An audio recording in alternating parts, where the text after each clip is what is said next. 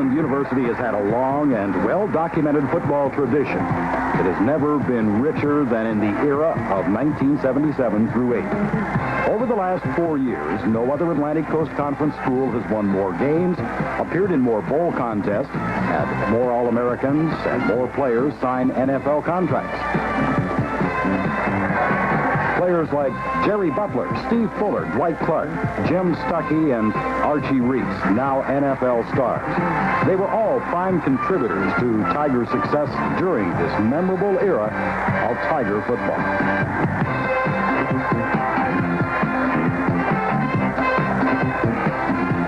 In 1980, despite the presence of 17 underclassmen starters, the winning continued for a fourth consecutive season.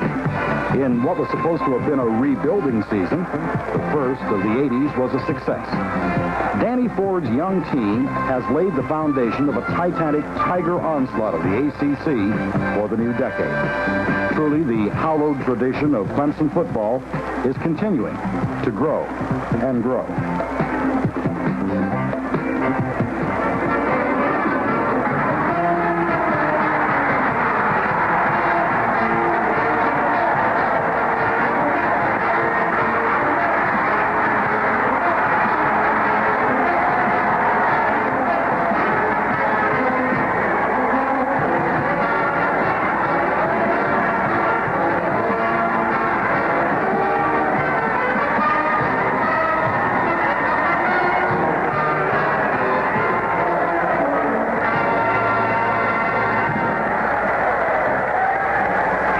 It's been said that ambition and youth go hand in hand. Danny Ford's second Clemson football team certainly can attest to that. Tackling a schedule that was ranked as the nation's 9th most difficult by the NCAA, this team, with no seniors on its first 2 teams on offense and only 10 seniors on the entire squad, provided Tiger fans with thrill after thrill. The inexperienced Tigers did not ease into their schedule as they faced Rice in the season's opener, a team that went on to defeat such perennial football powers as LSU, Arkansas, and Houston before the season was over. Defense was the name of the game early, as evidenced by this quarterback sack by Steve Durham and Jeff Bryant, Clemson's upside-down twins at tackle. Numbers 66 and 99 were in Randy Hurdle's hair all day. Rice converted a Clemson fumble into a 3-0 lead in the first quarter. But it wasn't long before the Tigers' infant offense penetrated the Owl goal line. With 5.5 minutes left in the half, Tiger quarterback Homer Jordan hit wide receiver Jerry Gilliard with this 12-yard aerial to get things going. Then, a combination that was to riddle the ACC all season connected on its first bomb attempt of the year. Homer Jordan to Perry Tuttle. It gave the Tigers a 6-3 lead on this textbook 59-yard scoring pass. Tiger fans and players rejoiced as Clemson had a lead they would never relinquish. The well-executed and timely play gave Clemson something pleasant to ponder in the locker room, and they savored the feeling the rest of the afternoon. The offense was moving consistently behind Jordan. He hit Perry Tuttle on this play for 18 yards. The two connected for 105 yards through the air on the day. And when Jordan ran 4 yards to score, giving the Tigers a 13-3 lead, the victory over the Southwest Conference foe had been assured.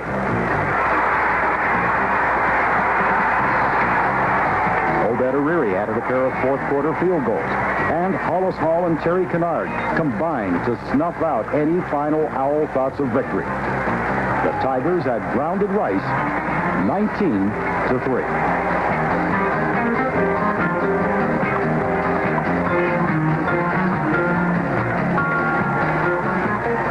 Clemson made its biannual journey down I-85 on September 20th for the 49th renewal of the Clemson-Georgia game.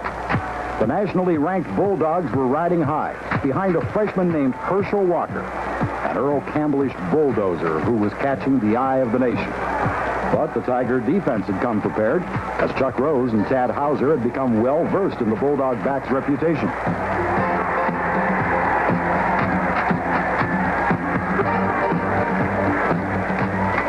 Time and again, the Tiger defense derailed the runaway Walker in the opening half, and the gifted rookie gained only 12 yards and 6 carries, his lowest first-half performance of the season. Depth is a sign of a good team, and the Tigers showed their numbers on this sunny day. Mike Gaskew and Edgar Pickett, subbing for injured Homer Jordan and Jeff McCall, respectively, guided the Tigers on scoring drives in the first half. Gaskew repeatedly hit Tuttle with conservative but effective passes. Pickett gained 75 yards and had a better per-play average than Walker for the day. A long punt return for a TD and an interception run back, both by Georgia All-American Scott Warner, had given the Bulldogs a 14-0 lead. But Gaskew brought the Tigers back with a good mixture of plays. He saved his wildest play for the Tigers' touchdown. Gaskew handed the ball off to tailback Cliff Austin, but it popped loose. The alert Tiger signal caller picked up the pigskin and scampered in for the first touchdown of his Clemson career.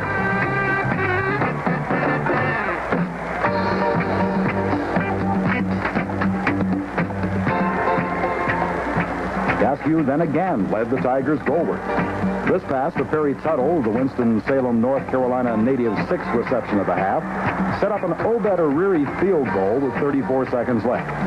That boot left the Tigers behind 14-10 after 30 minutes. A score that had fans bewildered, considering that Clemson had run 56 plays to Georgia's 10 in the first 30 minutes. The two teams traded a pair of field goals in a defensive-minded second half. The Tigers continued to drive, but time and again, Clemson stopped Clemson.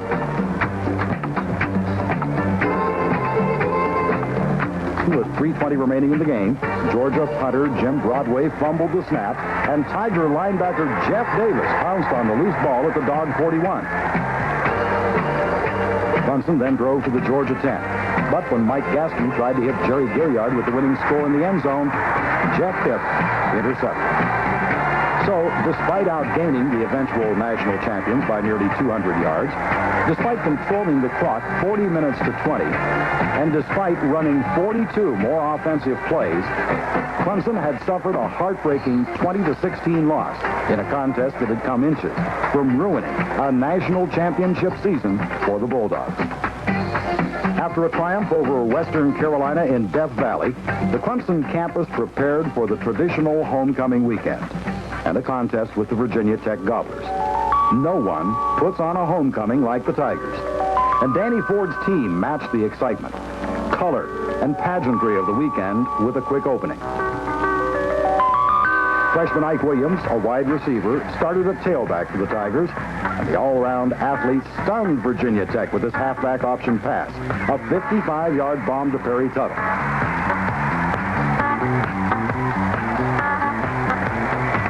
The innovative aerial had set up an Obed Ariri field goal. And again, the Tiger defense came to play. The club that was ranked in the top 10 in the nation in 2 defensive categories coming into the contest hassled Virginia Tech quarterback Steve Casey all afternoon.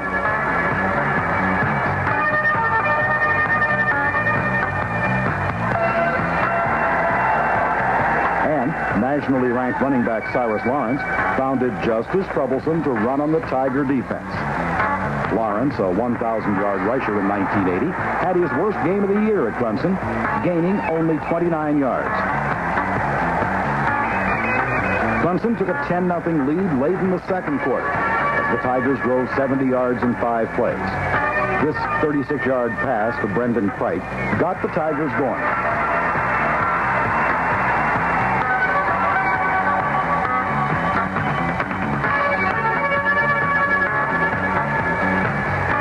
A 19-yard pass to Perry Tuttle on the next play continued the onslaught of the offense.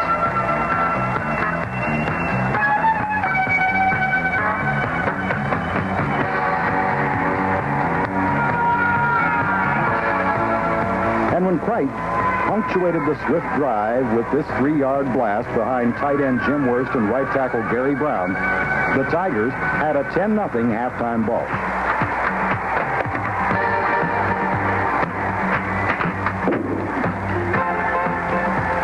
But Gobbler quarterback Steve Casey, one of the best in the South in 1980, refused to quit. Passing on almost every down, he brought the Gobblers back to within 13-10. Virginia Tech had one last chance with the ball in Clemson territory. With 38 seconds left, Casey attempted to pick on Clemson cornerback Eddie Gethers, who was playing on a weak ankle. But the veteran defender from Myrtle Beach felt no pain on this play. He made the theft at the Clemson 6 to quash VPI's final attempt at victory. Gethers' 10th career interception had given Clemson a 13-10 win. Its 10th straight homecoming without defeat. Big plays by Eddie Gethers and the other Tigers on defense were the rule rather than the exception in 1980. Over the last 4 years, Clemson has been omnipresent in the NCAA defensive stats. And here are some of the reasons why.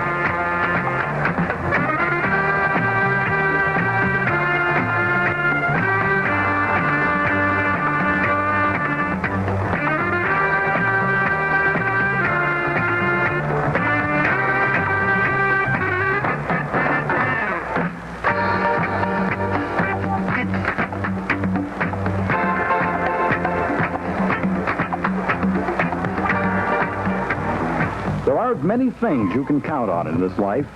Usually you can depend on the sun shining in Clemson, government taxes, and of course the Tigers beating Virginia every year.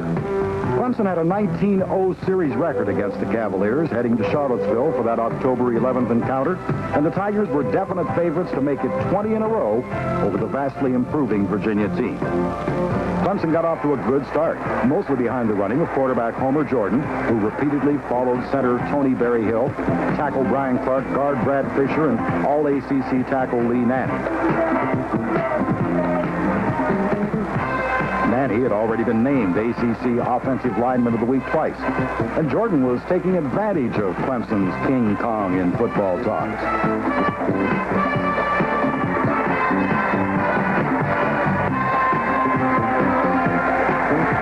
Jordan, who became only the fourth player in Clemson history to run and pass for 100 yards in the same game, on this day hit Perry Tuttle in the right flat with a pass, and the 1981 All-America candidate did the rest.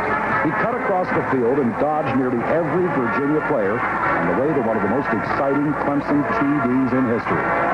That coast-to-coast sojourn gave Clemson a 10-7 lead. Tiger lead quickly vanished as the Cavaliers apparently had failed to read the history books. Virginia scored 17 straight points over the next two quarters and had a seemingly insurmountable 24-10 advantage heading into that final period. Fortunately for Tiger fans, Homer Jordan and the rest of the Clemson offense read Frank Merriwell religiously. Quarterback Jordan began the comeback with this long pass against the wind to split end Jerry Gilliard. And Gilliard's long run gave the Tigers a 51-yard gain and a first down at the Cavalier 26. On the next play, Jordan starts left on the option. And at the last second, pitches to tailback Brendan Kright, who tight ropes down the sideline for 26 yards and a touchdown. It was Kright's only carry of the day.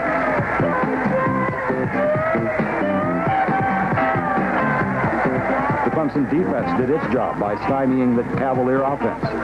Hits like this one by Jeff Davis on all-ACC running back Tommy Vigorito. And this stop by defensive tackle Dan Benish on Cavalier quarterback Lindsey Delaney. Typical of the defense stinginess.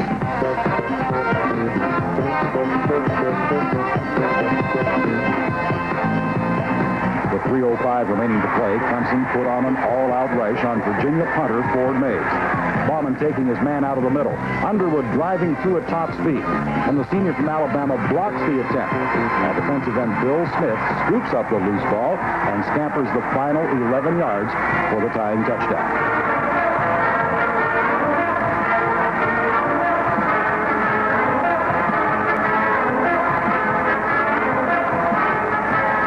Tiger defense continued to run in the big plays. Virginia, attempting a miracle rally of its own, got a first down at their own 30. But 2 plays later, Steve Durham sacked quarterback Todd Kirkley for an 11-yard loss, and that forced the Cavaliers to punt.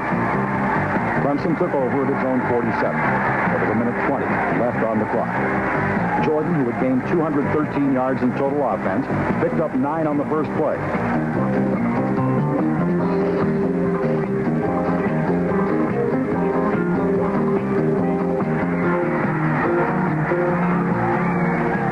Jeff McCall runs, gained 9 yards.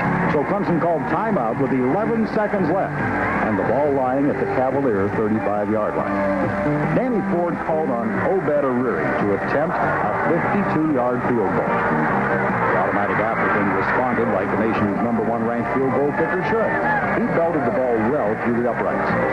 And with 6 seconds to go, the Tigers had taken a 27-24 lead, an advantage they held on to. That prodigious kick set off a celebration that resembled New Year's Eve on Times Square. Clemson had made its greatest fourth-quarter comeback in history.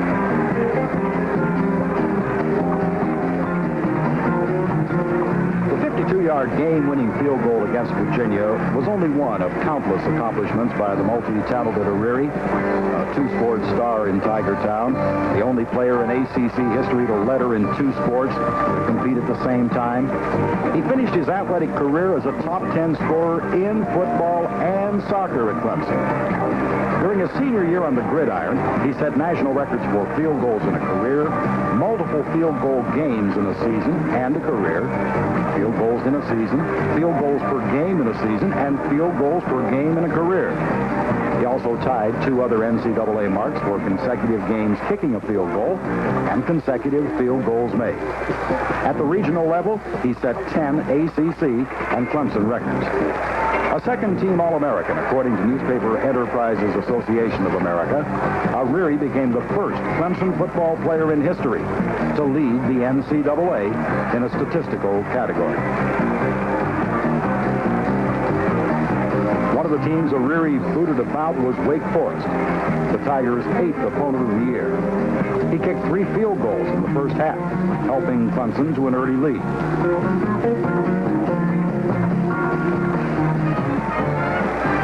Chuck McSwain got out of a mid-season sophomore slump and ran 18 yards for a touchdown in the first quarter. The Tigers had a 16-7 lead heading to the locker room.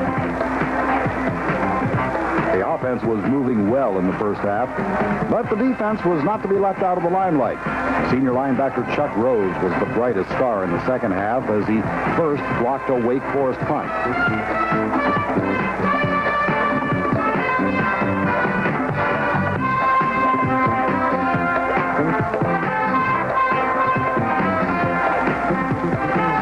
Series, Rose was at it again as the Jim Stuckey lookalike picked off a Jay Venuto pass and returned it 32 yards to the Wake Forest 4.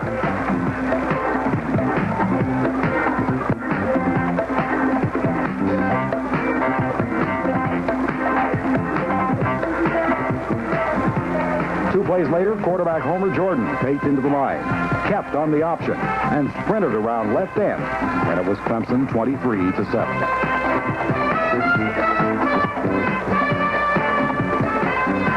The scoring continued in the third period as Jordan found Tuttle, a combination that clicked 10 times on the day. The attack stalled, so Ariri entered and booted his 56th career field goal. It tied him with Tony Franklin for the all-time NCAA record. On the second play of the fourth quarter, Venuto, the ACC Player of the Year in 1979, threw over the middle, but that pass was deflected and picked off by Anthony Rose. The Tiger junior defensive back returned it 18 yards, giving Clemson possession at the Deacon 31. On the fourth play of the drive, Homer Jordan hit Tuttle with his 10th pass of the day, and the native of nearby Winston-Salem sprinted for 22 yards and a touchdown. It was the third touchdown pass of his career against Wake Forest, and the Tigers had a comfortable 35-7 lead. Now, ACC followers have learned never to count out a Jay Venuto-led team. The senior filled the air with footballs in the final 15 minutes as he hit 3 touchdown passes in a matter of 10 minutes, 2 to Kenny Duckett, the ACC's top TD catcher. When another pass set up this run by Wayne McMillan, Wake Forest was within 2 points. The Deacons, moving with unprecedented confidence, got the ball with 51 seconds to go in the game. They had it at their own 47. But a wild snap resulted in a loss of 20 yards. And with 44 seconds to go, Venuto passed toward Wayne Baumgartner, his favorite receiver. But Terry Kennard stepped in front to intercept and preserve the win. Kennard had saved the Tigers and awarded Danny Ford with still another spine-tingling victory, 35-33.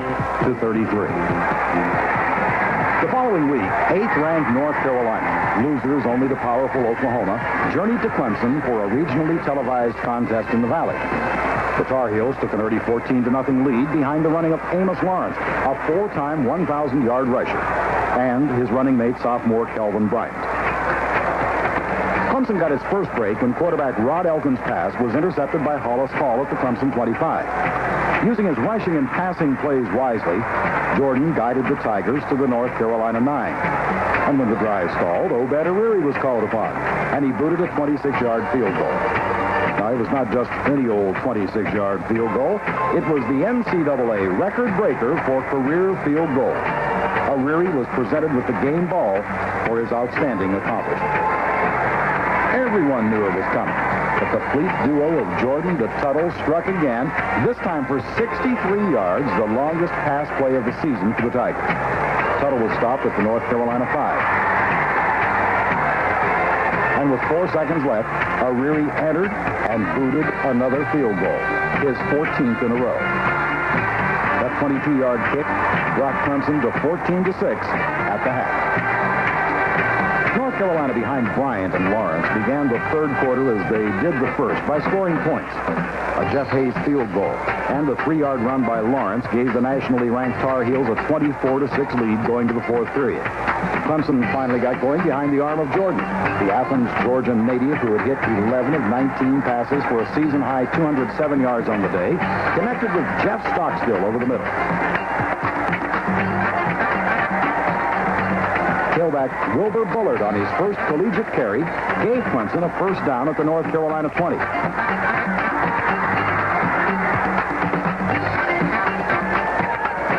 2 plays later, Jordan ran it in from the 4. And after a 2-point conversion failed, the Tigers trailed 24-12.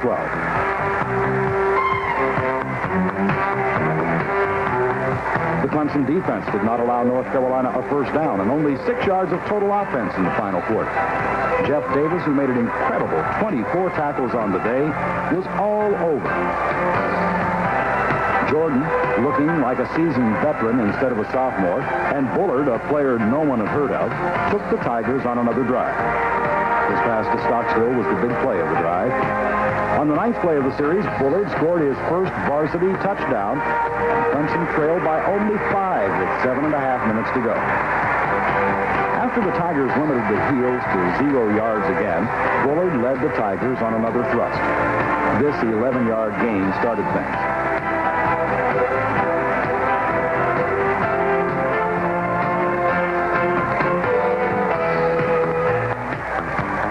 But the drive stalled as Lawrence Taylor sacked Jordan.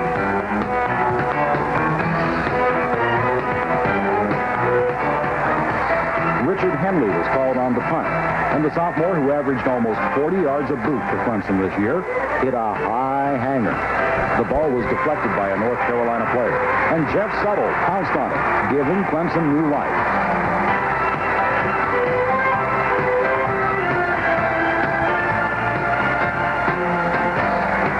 So with all the momentum going with them, Jordan hit Frank Magwood for 25 yards to the North Carolina 13. 4 plays later, Clemson had a first and goal at the Tar Heel 1. But as North Carolina had done to so many opponents all season, they showed why they had the 5th-ranked defense in America in 1980, and they stopped the Tiger rally. When Jordan's pass for Gilliard was incomplete in the end zone, Clemson's hopes of an upset had been extinguished. Clemson fans were certainly sad about the loss, but the rampage of the offense in the fourth quarter dominated the thoughts of the fans as they left the stadium. The offense of 1980 was a big play unit, and with the return of the top 44 offensive players for 1981, 400-yard total offense days might be racked up often in years to come.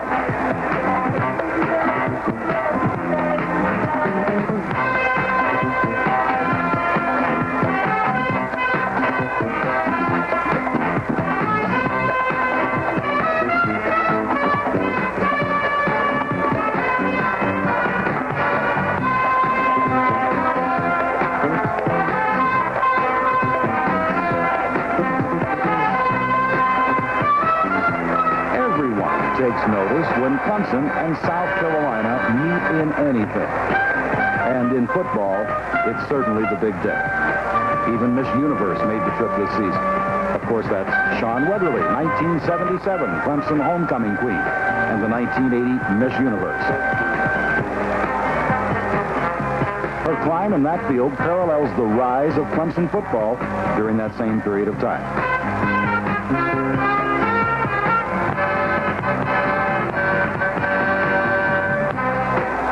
The Tigers pulled out all the stops to gain every possible advantage. After warming up in their regular orange jerseys and white pants, the team came off the bus in orange pants. The Tigers charged down the hill with never-seen enthusiasm.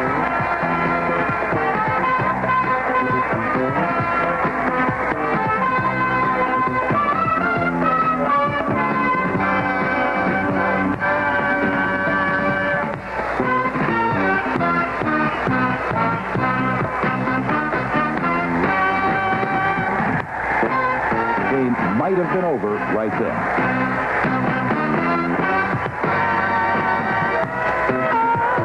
Clemson took an early lead with a long, patented Jordan to Tuttle bomb of 54 yards and an Obed-Ariri field goal.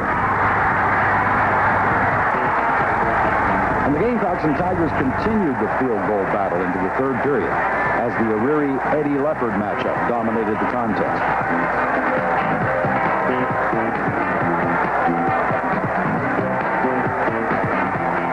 With the score tied 6-6, South Carolina driving at the Clemson 16, Gamecock quarterback Gary Harper passed out in the right flat, but Underwood had a sixth sense about the play and stepped in front of the receiver and intercepted. He was finally knocked out of bounds at the South Carolina 24. Underwood, a consistent veteran of 47 games at Clemson, had never made an interception during his 4-year career. But Willie was just saving them for his final game in Tiger Town. That 64-yard return had changed the momentum. 9 plays later, quarterback Homer Jordan submarined underneath the line.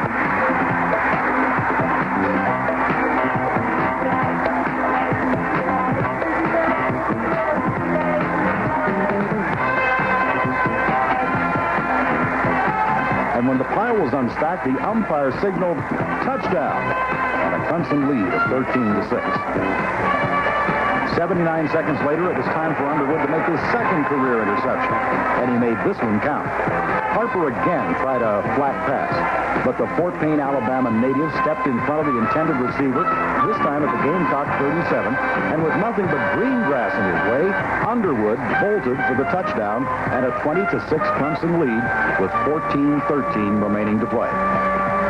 Willie Underwood was named National Defensive Player of the Week by Sports Illustrated for his incredible performance.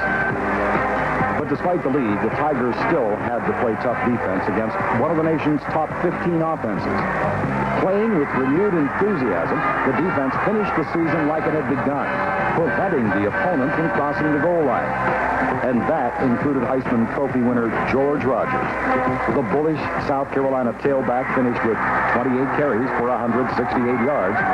But as in 3 previous games against the Tigers, Rogers failed to score a touchdown.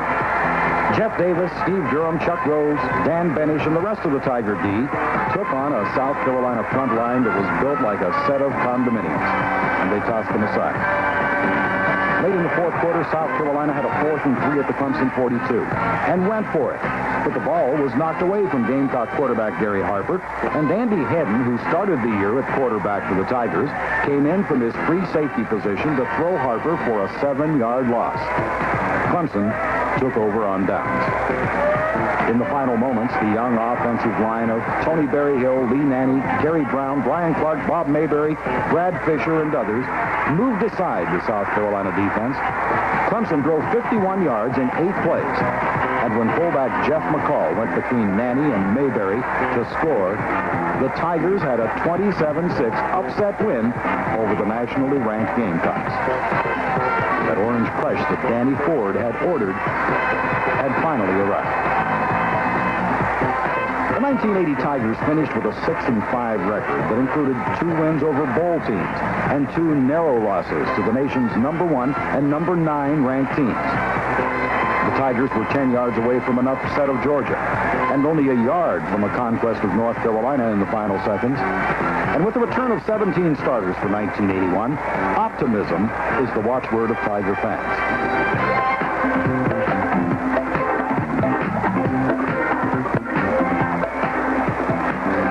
Included in the returnees for next season, all ACC wide receiver Perry Tuttle, who set a Clemson record for receiving yardage in 1980.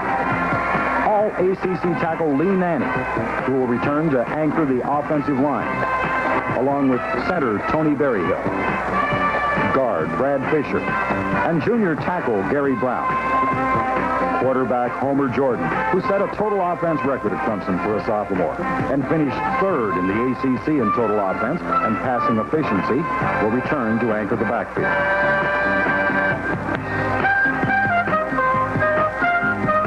Chuck McSwain, Jeff McCall, and Edgar Pickett will be back to lead the ground games. And wide receiver Jerry Gilliard will return for his third year in the starting offense. Defensively, Jeff Davis, Clemson's leading tackler and All-America candidate, will return to lead the defenders. In the secondary, Terry Kennard, Anthony Rose, and Hollis Hall will be returning starters. And in the trenches, Jeff Bryant, Dan Benish, and James Robinson will supply Clemson with sack power. Yes, the 1980 season was a winning one. It may long be remembered as the season when the seeds of greatness were planted for Tiger football of the 80s.